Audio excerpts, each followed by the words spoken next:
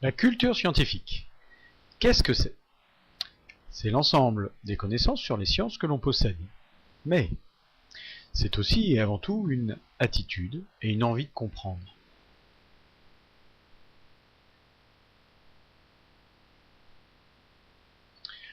L'attitude scientifique peut se résumer à 3 qualités. La première, observer le monde qui nous entoure.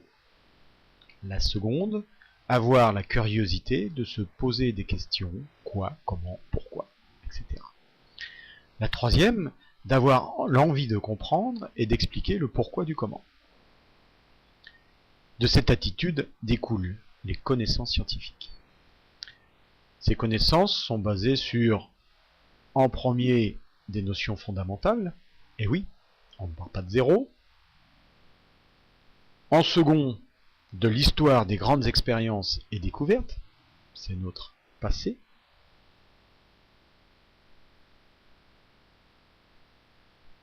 Mais toutes ces connaissances, ce n'est pas figé, ça évolue, ça change, on remet en question des connaissances passées,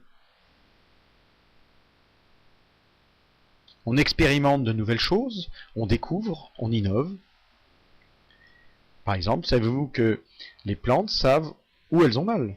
Lorsqu'une plante est abîmée, elle sécrète une substance pour démarrer la réparation. Selon l'endroit, la réponse de la plante est différente. Est-ce que c'est la racine? Est-ce que c'est la feuille? Etc. En bref, les connaissances, elles évoluent. On parle d'actualité scientifique. On peut se demander, comment fait-on pour avoir une culture scientifique? Vous l'aurez compris, on s'intéresse aux choses. On revient sur ce qu'on avait dit tout à l'heure, grâce à l'attitude, mais également, aussi, il faut s'informer. Les sources d'informations scientifiques sont nombreuses. On a les livres, on peut avoir des revues scientifiques, il existe des émissions radio, et, bien sûr, il existe des sites internet.